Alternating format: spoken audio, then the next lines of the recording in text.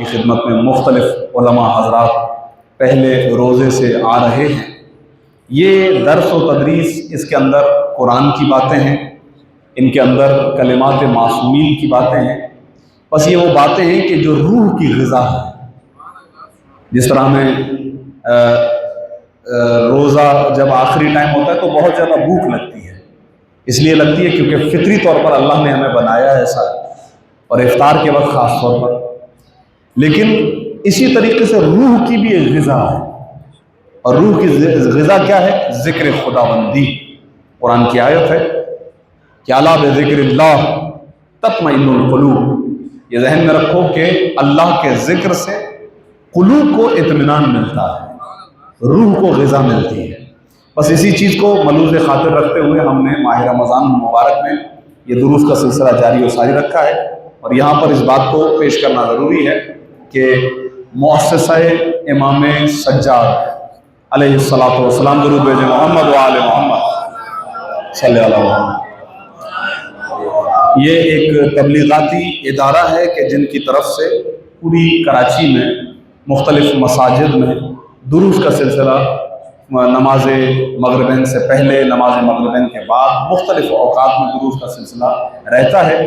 یہ پہلی ماہ رمضان سے جو مختلف علماء آپ کی خدمت میں آ رہے ہیں، یہ اسی ادارے کی توسط سے آ رہے ہیں۔ اور میں یہ بات بھی آپ کی خدمت میں عرض کر دوں، بہت ساری ایسی جگہیں ہیں جہاں ان چیزوں کی ضرورت ہے، تو یہ ہماری خوش نصیبی ہے کہ ہمیں یہ ماحول فراہم ہو جاتا ہے کہ ہم نماز پڑھنے آتے ہیں، اور 10-15 منٹ ہمیں ذکر محمد و آل محمد بھی نصیب ہو جاتا ہے، ذکر قرآن بھی نصیب ہو جاتا ہے، اچھی باتیں سننے کو مل جاتی ہیں۔ بس طالب علمانہ نگاہ سے چند ایک باتیں آپ کی خدمت میں اسی مختصر سے وقت میں پیش کروں گا انشاءاللہ، اور میں کوشش کرتا ہوں ہمیشہ کہ موضوع کو ملحوظ خاطر رکھیں۔ ہمارا ابھی جو قریب ترین موضوع ہے وہ ہے 15 رمضان المبارک۔ 15 رمضان المبارک تاریخی حیثیت سے ہمارے لیے اس لیے اہم دن ہے کیونکہ اس دن ہمارے دوسرے امام حضرت امام حسن مجتبیٰ علیہ السلام، اللہم صلی علی محمد امام علیہ السلام کی ولادت کا دن ہے، اور آپ جانتے ہیں کہ امام حسن پہ گفتگو بہت کم ہوتی ہے، بمشکل ولادت چونکہ ماہ رمضان میں آ جاتی ہے تو ماہ رمضان کی اپنی مصروفیتیں ہوتی ہیں، تو امام حسن مجتبیٰ پہ گفتگو نہیں ہوتی ہے۔ اور جو شہادت کی تاریخ ہمارے پاس امام حسن کی مشہور ہے وہ ہے 28 صفر۔ 28 صفر ہی رسول خدا کی شہادت کا دن بھی ہے، تو وہ مجلس میں رسول خدا کا ذکر زیادہ ہو جاتا ہے تو امام حسن مجتبیٰ کا ذکر بہت کم ہو جاتا ہے۔ تو ارادہ یہ کیا ہے کہ انشاءاللہ آج سے لے کر 15 رمضان مبارک تک مسلسل چاروں دن ہم ذکر امام حسن مجتبیٰ علیہ السلام منعقد کریں گے۔ صلوات بھیجیں محمد و آل۔ اس سے بھی بہتر درود بھیجیں امام کے نام پر انشاءاللہ، اللہم صلی علی محمد۔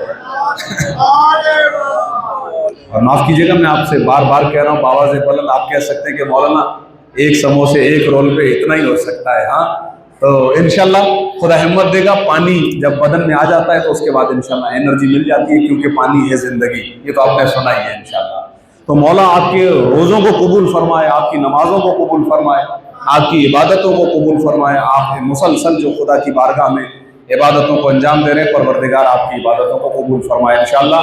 تمام عبادتوں کی قبولیت کے لیے درود ہدیہ کیجیے محمد و آل محمد صلی علی محمد۔ اچھا، یہ ہمارا طریقہ رہے گا کہ انشاءاللہ کم از کم ایک شرعی مسئلہ بھی آپ کی خدمت میں پیش کرتے رہیں، لیکن تاکہ کچھ نہ کچھ سیکھنے کو بھی ہمیں ملتا رہے۔ آج کا شرعی مسئلہ مبتلا بے مسائل میں سے، اور مبتلا بے مسائل سے درود بھیجیں محمد و آل محمد، اللہم صلی علی محمد۔ مبتلا بے مسائل میں سے مراد ہماری یہ ہے کہ وہ مسائل کے جو ہمیں روزانہ پیش آتے ہیں، ان مسئلوں میں سے ایک مسئلہ ہمارا ہے وقت افطار۔ جیسے کہ ابھی آپ کے علم میں ہے کہ آج جو ٹائم تھا وہ تھا 6:48، ایسا ہی تھا ماشاءاللہ۔ تو یہ جو ٹائم تھا آج افطار کا ٹائم تھا۔ دیکھیں جب بھی 6:48 ہو گئے، اس کا مطلب یہ ہے کہ اب آپ کا جو روزہ ہے، سمجھیے گا اس مسئلے کو، آپ کا جو روزہ ہے وہ شرعی لحاظ سے مکمل ہو چکا ہے۔ میں جو کہنا چاہ رہا ہوں اس کو سماعت فرمائیے، یعنی جیسے ہی وقت تمام ہوا روزہ ختم ہوا، اب آپ کچھ کھائیں یا نہ کھائیں، اس بات کو سمجھیں، یہ ہمارے ہاں شرعی مسئلہ ہے۔ اگر آپ نے یہ سمجھ لیا تو بہت سارے شرعی مسئلے آپ کے حل ہو جائیں گے۔ جیسے مثلا اکثر لوگ سوئے رہ جاتے ہیں، ان کی آنکھ ہی کھلتی ہے صبح 8 بجے 9 بجے 10 بجے، اب وہ بیچارے پریشان ہو جاتے ہیں، وہ کہتے ہیں ارے ہم نے تو سحری نہیں کی، ہم نے تو نیت ہی نہیں کی، یہ لوگ پریشان ہو جاتے ہیں۔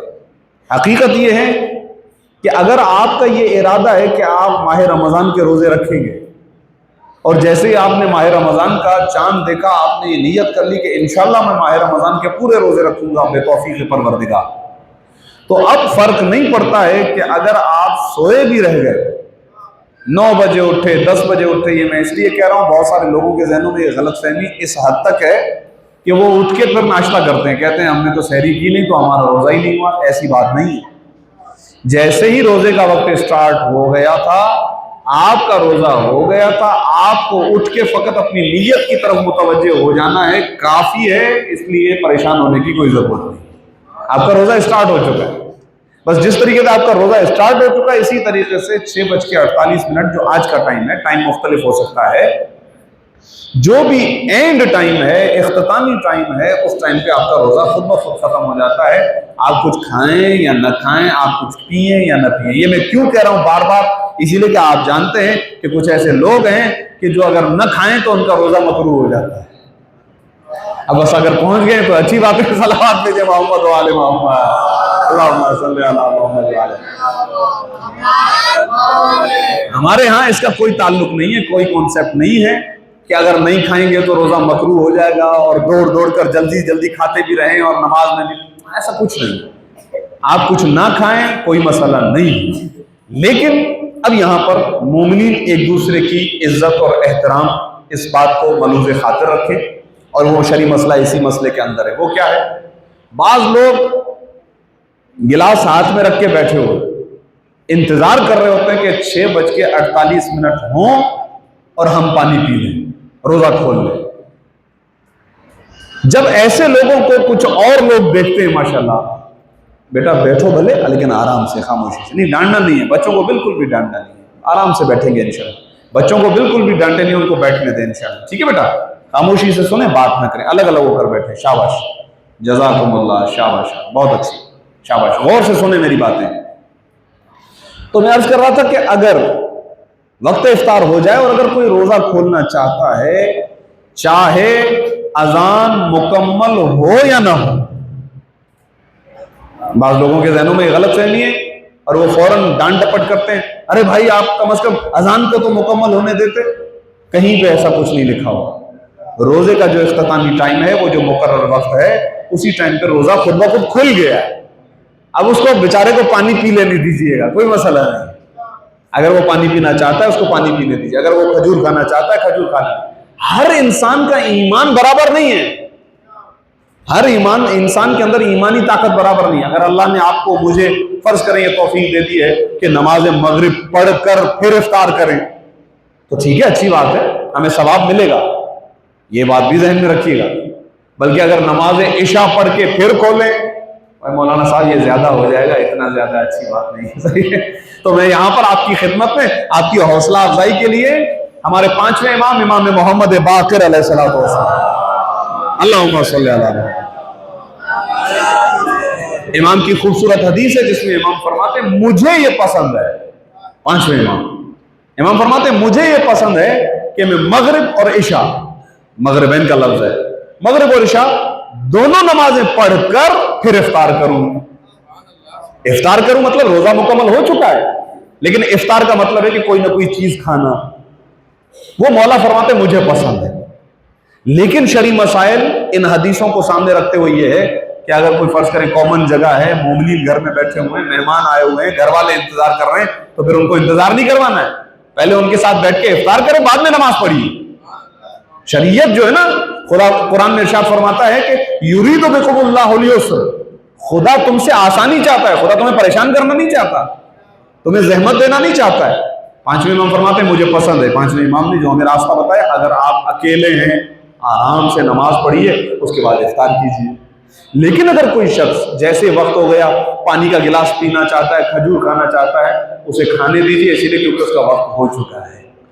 یہ بات آپ نے ذہنوں کے اندر بٹھائیے۔ صلوات بھیجیں محمد و آل محمد، صلی علی محمد و آل محمد وعجل فرج۔ خدا آپ کی سماعتوں کو سلامت رکھے۔ آج مختصر ذکر 5 سے 6 منٹ کی اور زحمت دیتا ہوں امام حسن مصطفیٰ کے تعارف کی، اور اس کے بعد انشاءاللہ سلسلہ درس آج کی حد تک رکے گا، پھر سلسلہ گفتگو انشاءاللہ کل وہیں سے شروع کریں گے۔ میں نے پہلا تعارف امام کا کروایا، ہمارے دوسرے امام۔ یہ جو میں نے کہا ہمارے دوسرے امام، تو یہ ذہن میں رکھیے گا، ہمارے دوسرے امام کا مطلب یہ نہیں ہے کہ ان کو ہم نے امام بنایا،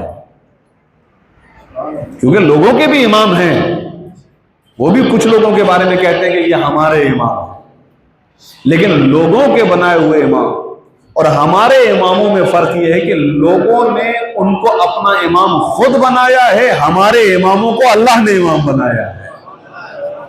یہ بنیادی فرق ہے، اور اس فرق کو ہمیشہ ذہن کے اندر رکھیے گا کہ اللہ نے ان کو امام بنایا ہے، ہم اپنی مرضی سے کسی کو امام نہیں بناتے۔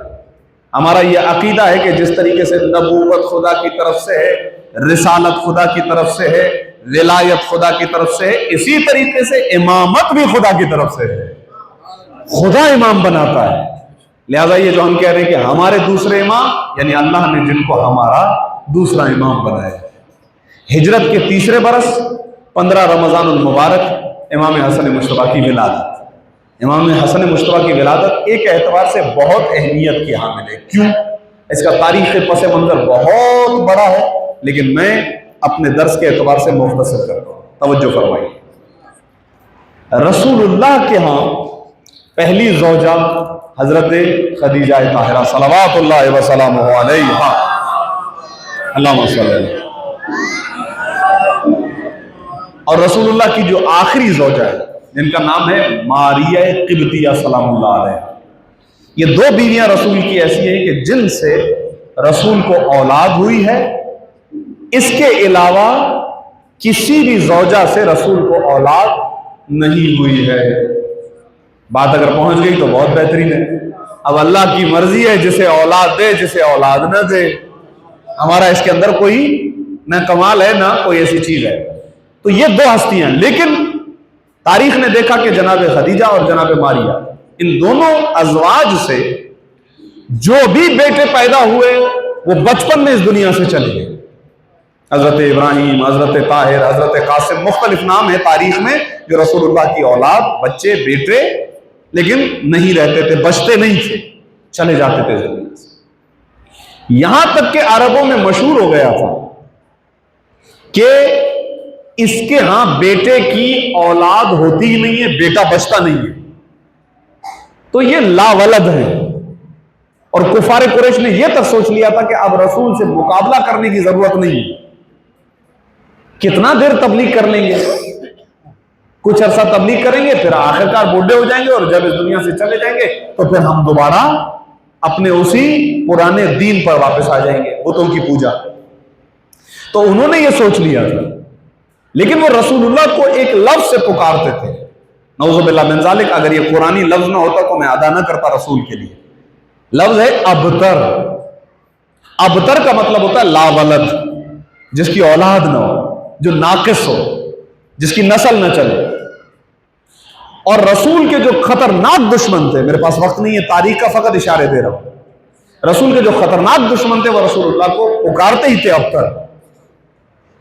اور جب پروردگار عالم نے یہ حالات دیکھے تو سورہ مبارک کوثر کو نازل کیا، اور تسلی کے طور پر یہ ارشاد فرمایا کہ انا، بسم اللہ الرحمن الرحیم، انا اعطیناک الکوثر فصل لربک وانحر ان شانئک هو الابتر۔ نوجوان اور بچوں کے لیے ترجمہ پیش کرتا ہوں۔ پروردگار عالم نے ارشاد فرمایا، اے رسول، بالتحقیق ہم نے آپ کو کوثر عطا کیا ہے۔ کوثر یعنی کثرت، کثرت یعنی بہت زیادہ۔ ہم نے آپ کو کوثر عطا کیا ہے، بس آپ اپنے رب کی نماز پڑھیے، آپ اپنے رب کے لیے قربانی دیجئے، اور ہم آپ سے وعدہ کرتے ہیں کہ آپ کا دشمن ہی بے اولادہ رہے گا، آپ کا دشمن ہی لا ولد رہے گا۔ اب کمال یہ ہے کہ بیٹے کی اولاد بچتی نہیں تھی، سورہ مبارک کوثر نازل ہو چکا